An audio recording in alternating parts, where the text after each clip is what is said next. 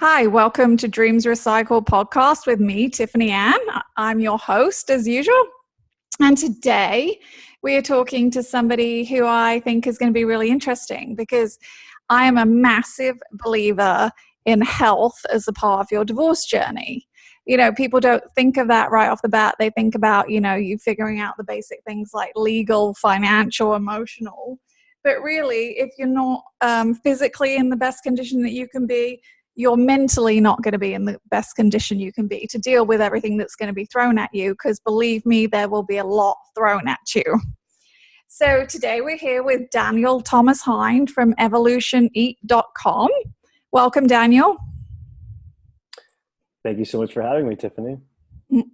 We're glad to have you. So I know you work with a lot of divorcees, and it's kind of a joke amongst my friends. A lot of us have been divorced, and we always say, the only good thing about divorce is a lot of people get really thin on their divorce from the divorce diet.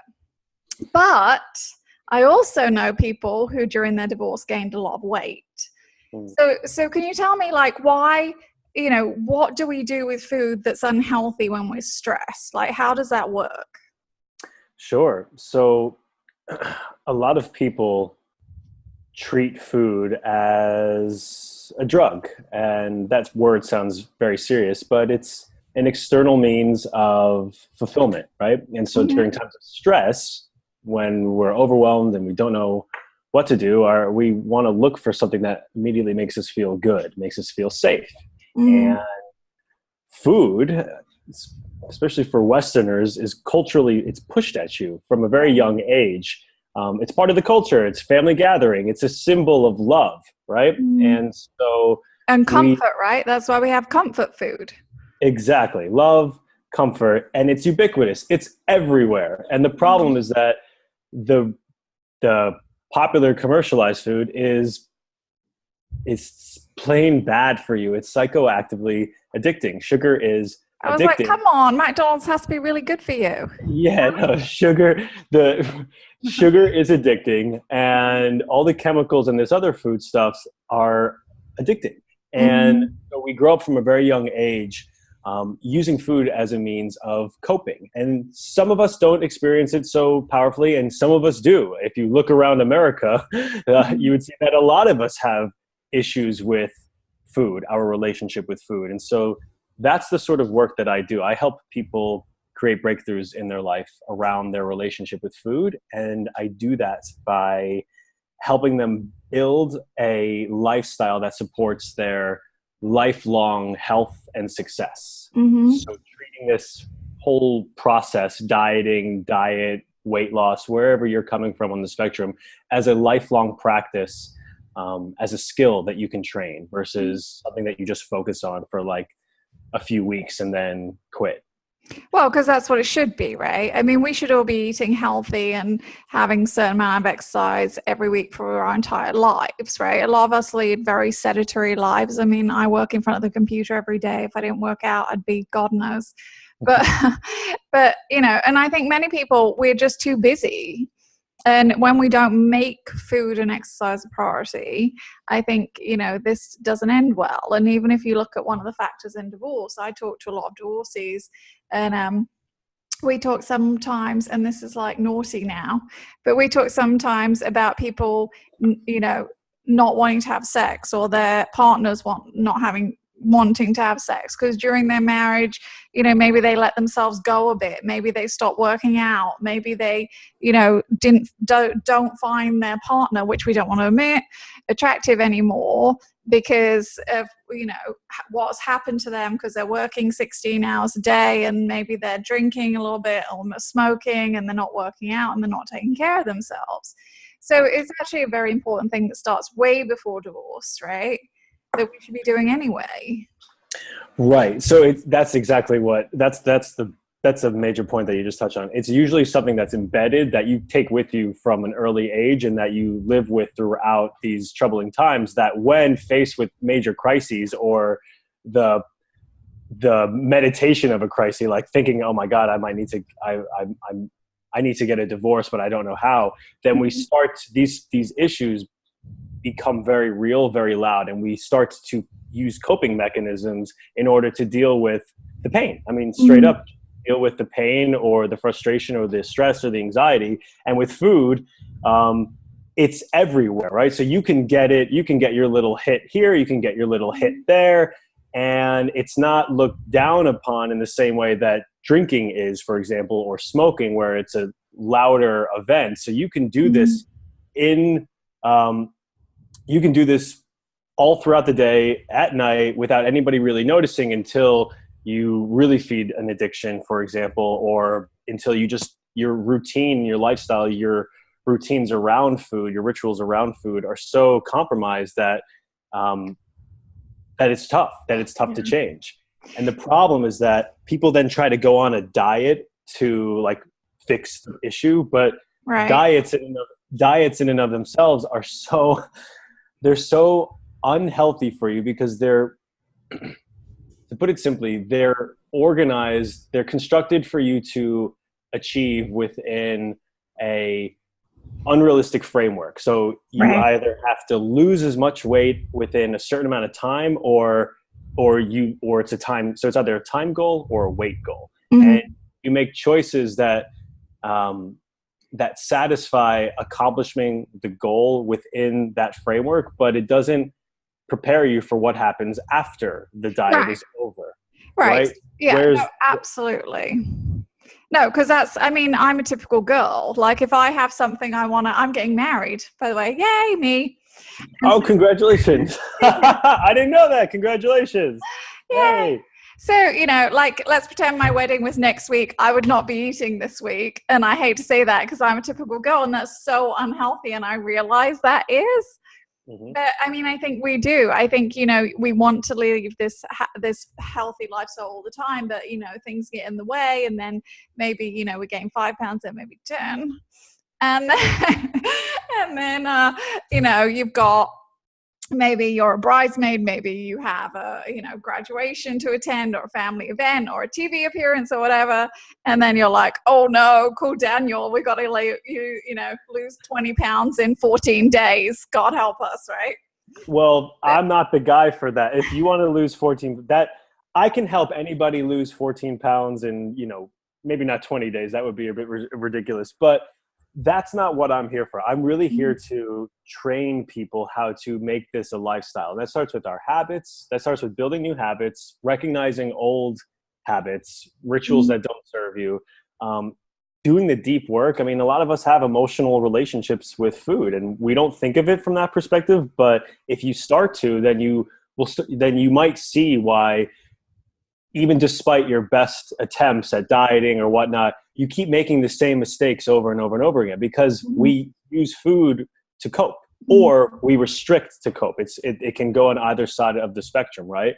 And Right. so my job is to help people train the habit of following through with their intentions and build a lifestyle, which is a long-term process, not a short-term goal, but a long-term practice, a lifelong practice, so that they lose the weight and stay there and have the tools to live that way forever, where it's just ingrained in you. It's a part of your nature. Yeah. Well, no, and it should be, right. I mean, that's exactly what we should be doing. And I have spoken to you before, and we've talked about this. I mean, it's very interesting to me because I do obviously work with an awful lot of divorcees, Mm-hmm. and I explain to them, their entire life, it's all the different pieces of the puzzle. And if you don't have kind of goals and things in place in all the areas, then it kind of like everything is misaligned and everything falls out of place, and you can't really kind of do anything. So, do you have any stories or information for us about what happens when you fix the food piece of that puzzle for your life, right? Yeah. Yeah. I've got two stories that are really powerful. One, I'm going to change her name for the sake of That's story. okay. Yeah, change names. Let's call her Michelle. Sally. Let's call Oh, her Michelle. Go. That's Michelle. good. Go. Okay. So Michelle started working with me in right around Thanksgiving of 2015, and she was she comes from a very religious background. She was living in Chicago at the time. She does live in Chicago, but she comes from the Midwest, very religious background, and had been with her husband for 10 years then. Mm. The sort of work that I do, it's very intimate and intensive in that we're talking every day, multiple times throughout the day over text messaging, and it's geared the two values that underscore the entire process are transparency and trust. If we build trust through transparency, just being utterly honest about what's going on, totally vulnerable about what's going on with our food choices, good, bad, it doesn't matter. If you're just being honest with what you're doing and you're sharing that with somebody else, you disrupt all of these unhealthy patterns that we grow up with that are like geared towards protecting ourselves. So if you can make yourself vulnerable to another human being and just be honest about what's going on, you're already changing yourself. Like that is the formula for transformation. So because we are, right, we tell a lot of people, I don't call them lies, let's say they're untruths. And then we also tell ourselves untruths about what we're doing. Exactly. So you can tell yourself, oh, I just had like a little cookie here or a little thing there, or you might go off the deep end and have like an all-night binge, and then you tell yourself, oh, it's just this one isolated circumstance, I'll be better tomorrow, I'll bounce right back tomorrow.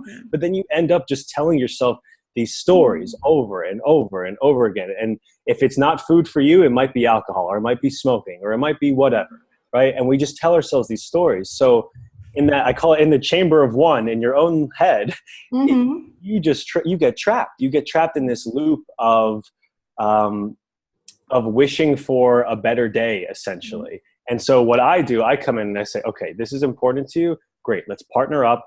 You're going to share everything that's going on with me. You're going to text me. You're going to text me photos of your food. You're going to tell me how you're feeling throughout the day. Hang on a minute. Can I text you photos of my food? Because I like taking pictures of my food. I'm one of those annoying people. Yeah, let's do it. Let's do it. Especially if you're getting married. You'll be like, no, put that back. No. That's the thing. It's never about me telling you, oh, that's a good thing, that's a bad thing. It's simply about you making yourself vulnerable and saying, this is what's going on. That alone is such a huge disruption to your relationship with food from every other point in your life until then, that even if I had nothing intelligent to say, which I sometimes have intelligent, but only sometimes, even if I didn't, that would create the massive breakthroughs that you're looking for. And that's the point. So if you commit to working with me, then you're already on that path. So, okay. So to get back to the story, what do we call her? Michelle.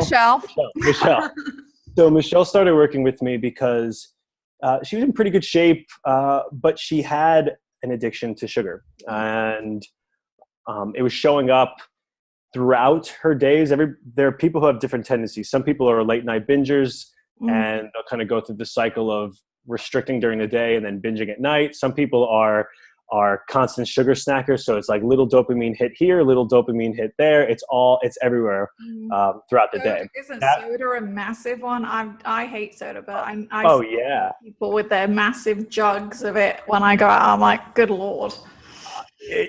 I don't understand how people function on that. In that, like, if I were to have one soda, it would make me feel so bad at this point but it's true.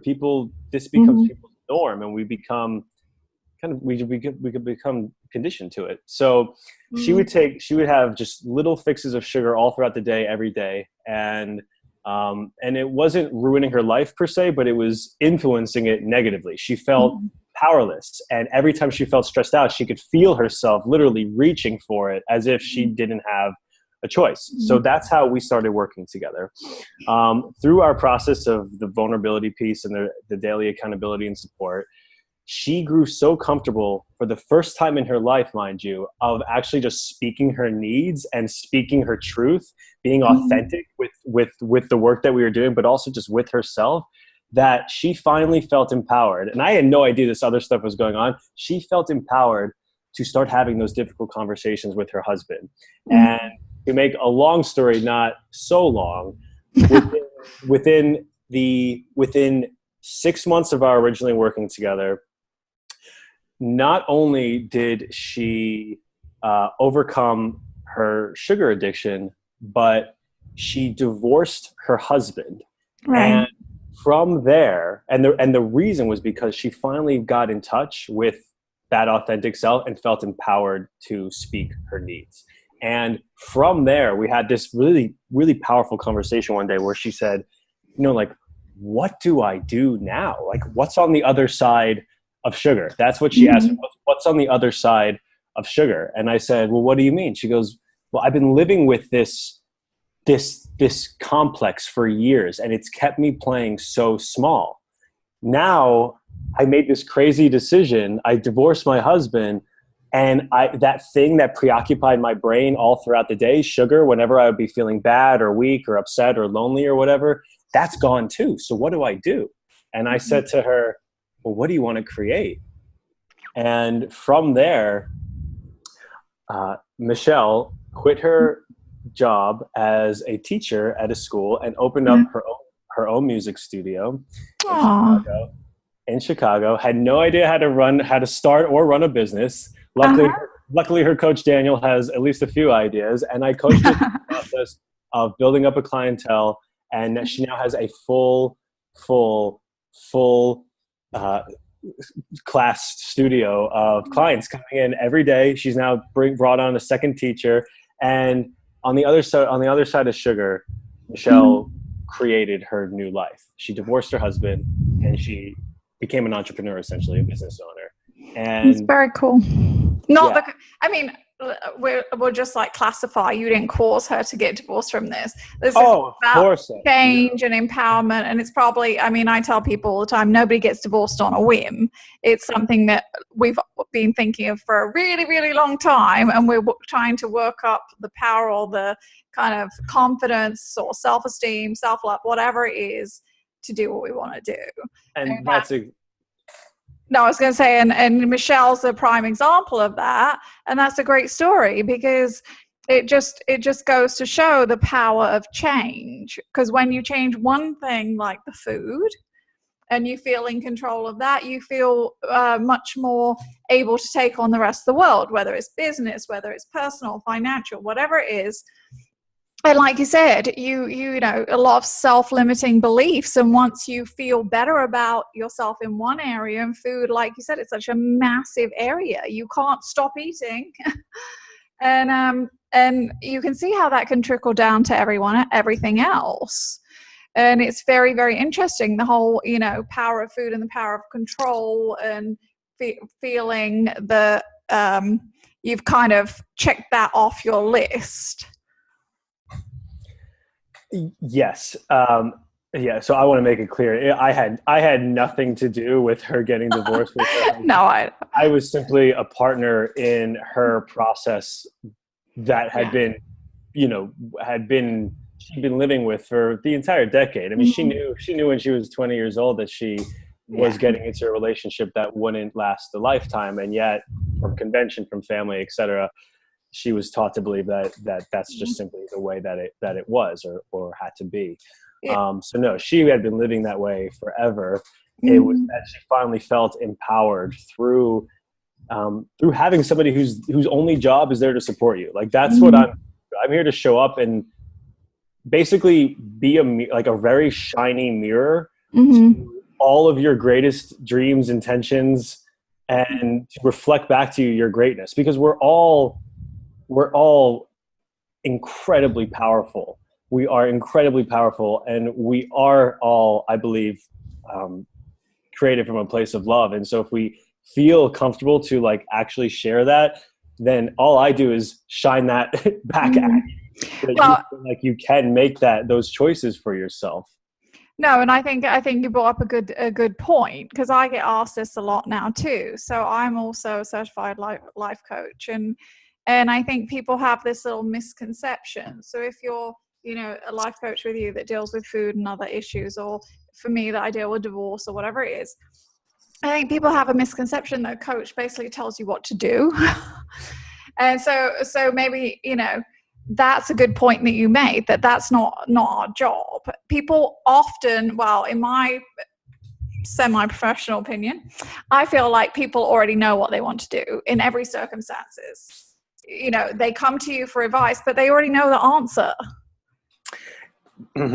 Uh, yes. And so this is what I mean by living a life where we're following through with our intentions versus just being led by distractions. And so I do think that we all know, we all have an intention, and what we do is we let all these distractions get in the way so that we become fuzzy on the intention, and then kind of go down other paths that don't necessarily support it.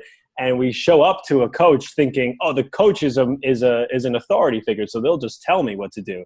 But my job is never to tell you what to do. That's why when coming back to the taking of the photos, it's not so I can say good job, bad job, do this, do that. It's simply so that you're being honest with what's happening, because then from there you probably know, oh, I shouldn't be having the ice cream sundae for lunch on a Tuesday, right?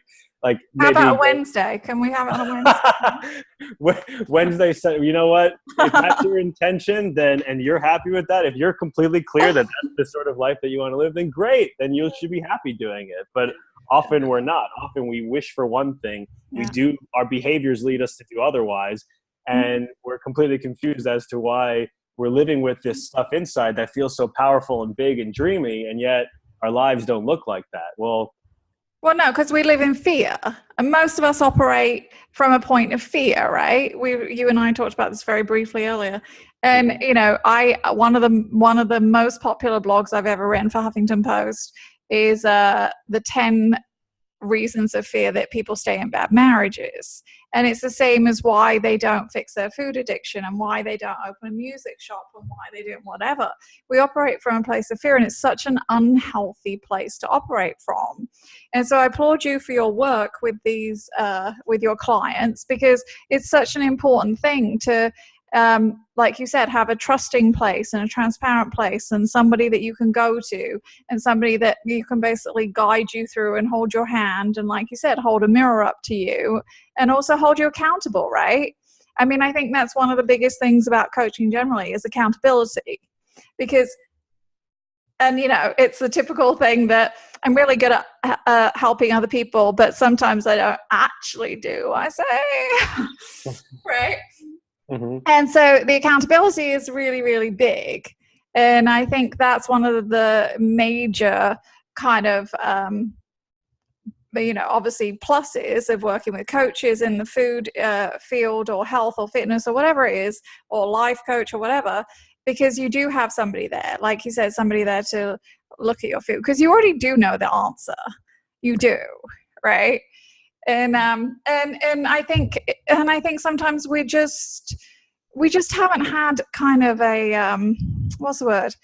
Kind of a opportunity to kind of connect with anybody and deal with any of this stuff, because a lot of us, my generation and older, we weren't, you know, we didn't talk about a whole lot of feelings, or what a relationship should be, or what we should do with food, or, you know, there wasn't really a whole lot of direction.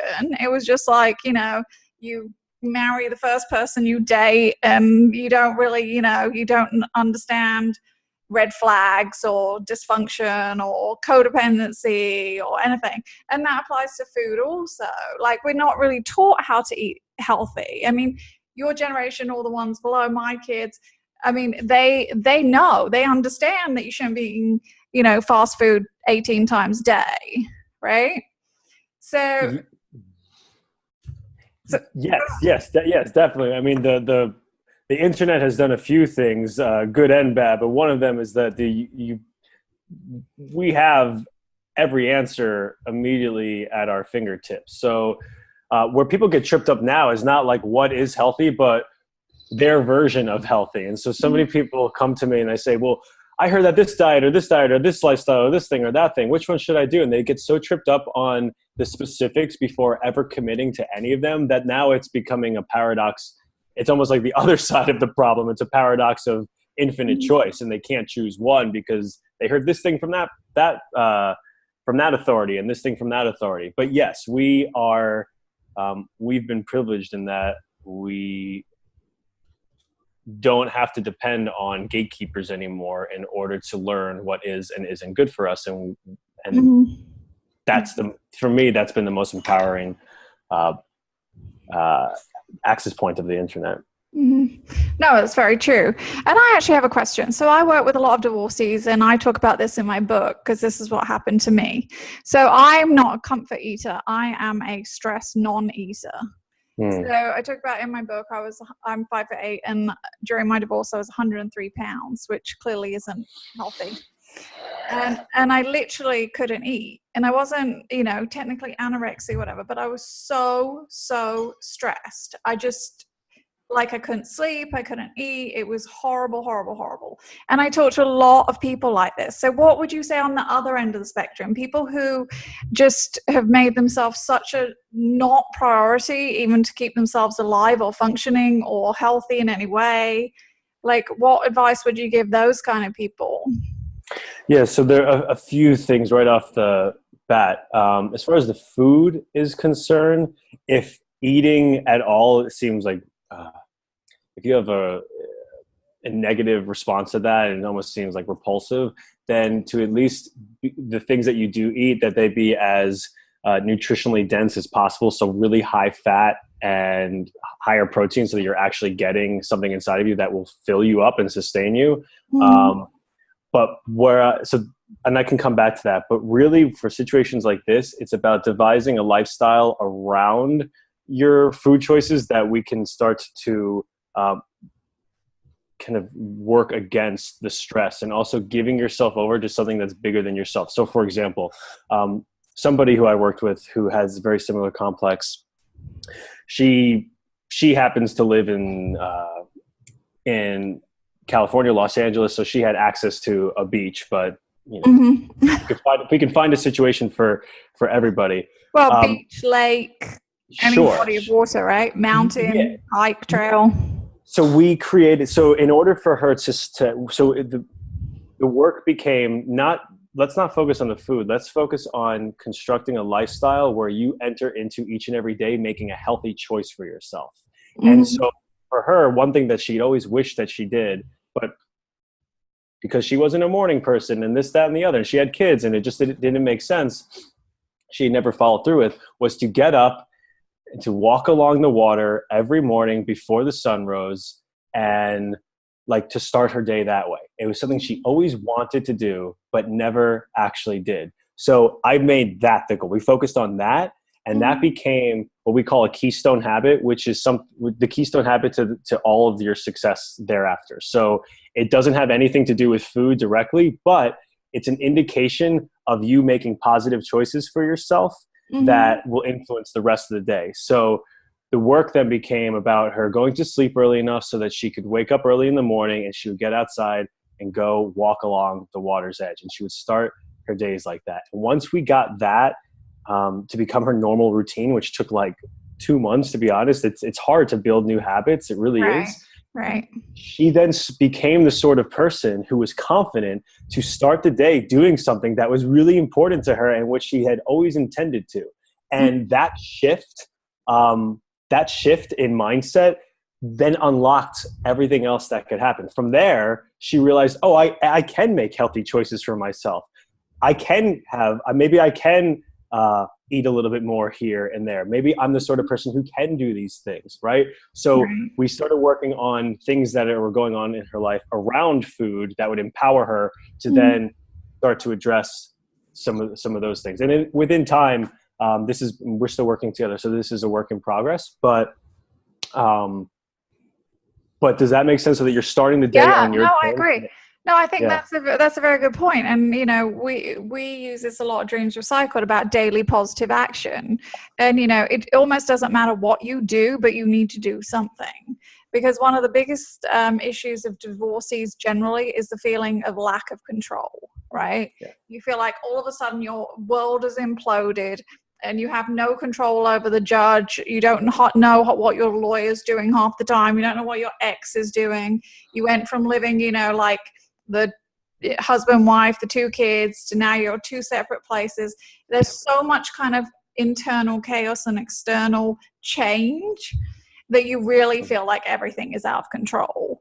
And I can't help but wonder if food kind of plays into that too. It's one of the things that we all on a personal level have control over. Whereas a lot of things we don't have control over who gets, well, not a lot of control over who gets what custody of our kids or who ends up with the car and the retirement fund. But we can control, like you said, daily positive action, a walk on the beach, what we have for breakfast, what we're making a priority in our life. And I agree with you 100%. You know, that's a, what did you call it? A keystone? A keystone habit. Yeah. It's the keystone that unlocks the potential for everything else that we're working on to occur. Yeah. Yeah, no, and I totally agree with that. The you know, you take control of that one thing that you have control over, and then everything else like almost tumbles into place like a domino effect. You know, okay, right. We won't make it sound that easy because obviously all this stuff takes work, but it takes work. Things. Yeah, it definitely takes work. It takes effort. It takes a lot of effort to build new habits and to exert yourself in a positive sense when everything else in life feels really out of control, because most people are looking for like the best place to start. There is no best place to start, but there is a place to start, and it could be in any direction. So we start by taking control of the front end of the day and letting that create, like you said, a positive momentum that will, over time, through building the habits, carry over to later and later and later in the day. So first it became the walk on the beach, and then it became the walk on the beach and pair that with a healthy breakfast, and those two would become the work. So those two, if you do one, then it means you have to do the other, and then that became the norm. And now we scale that into lunchtime, and down it goes. And then when you have somebody, here's the thing, whether it's a coach, whether it's a friend, whether it's a brother or a sister or whomever, having somebody who you can show, who you allow to support you during this process, like who you come to and make yourself vulnerable and share what's going on, versus just living inside your head, and you show up and you ask for help, you speak your needs and you say, this is what I need accountability, I just need support right now. Having somebody to help you through this process, to support you through this process is so helpful, right? It's just very helpful. It's often the game changer. And then with a coach, it just becomes, it's a relationship of empowerment. So, obviously magnified even greater. Right. Because I feel, so you said about having a friend, and I agree, a friend is better than no one, but I am a big believer in, professional help. And I'll tell you why. Because when you have professional help, it's a neutral source. I find, and I tell people this story all the time, I've spoken to over 6,000 divorcees, and in my opinion, they're more truthful to me than they will ever be, even with their best friend, their mom, their dad, their sister, their brother, whoever it is, because we're a source of non-judgment, right? And that, combined with the coaching and the positive steps and the actionary things, is invaluable in, not just divorce, but other sorts of adversity too, right? And there are a lot of adversity, whether it's grieving, whether it's loss of somebody, maybe it's you've lost your job, that can set off food addictions or food issues besides divorce, I'm sure. Oh, sure. Yeah. And you're entirely right. Having a professional that you can rely on is the game changer. Most people look at coaching, I see it in either three ways. They either don't understand it, they mistake it for therapy, or they just have like a cynical impression of what it is. And that's unfortunate, because to me, it's changed my life. And for many people that I know, not even people that I work with, but people who have employed coaches, it's changed their life.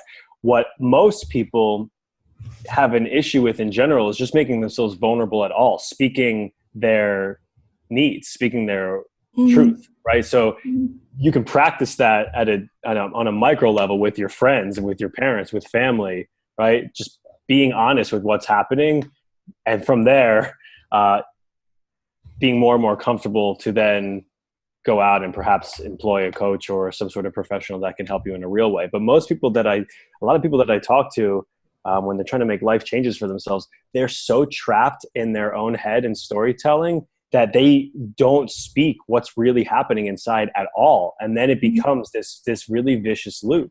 And so just practicing at a very, very micro level, what's going on, speaking that to your friends or whomever, and not asking for their opinion, which is the crucial part. When it comes to friends, not asking for their opinion, just saying, I need to tell you this.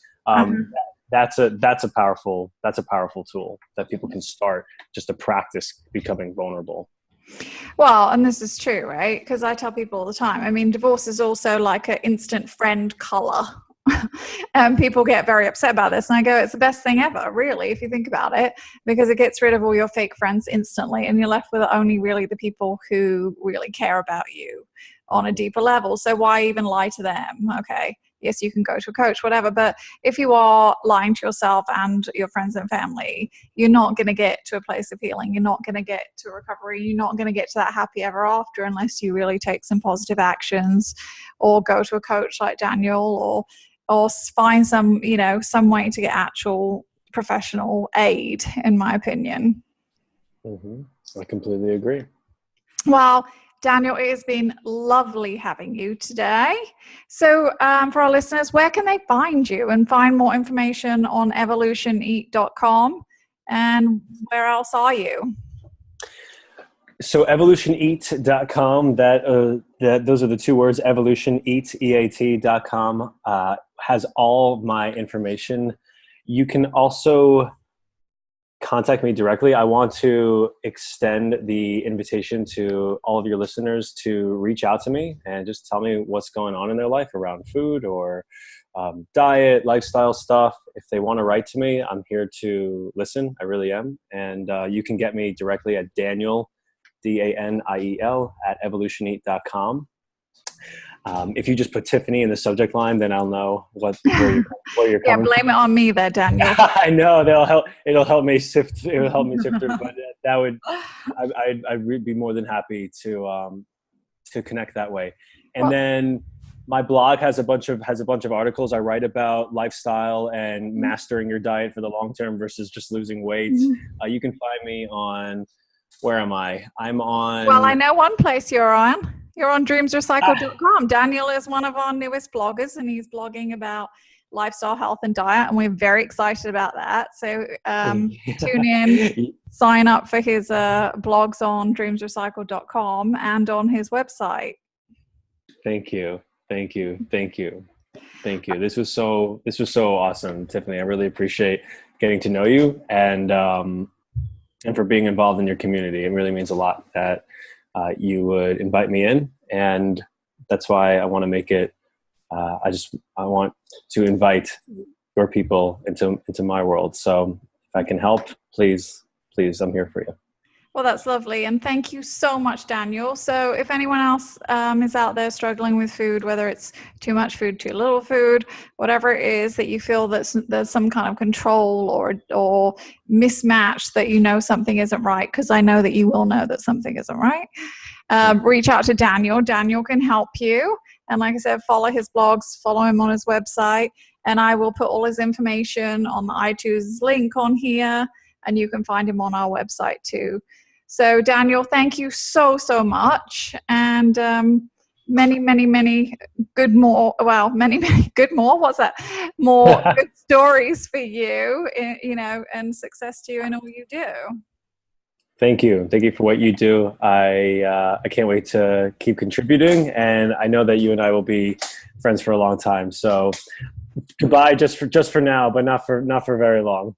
No, we'll have you back. But thank you so much. And like I said, you can find him at evolutioneats.com. Daniel Thomas Hind, thank you. Thank you.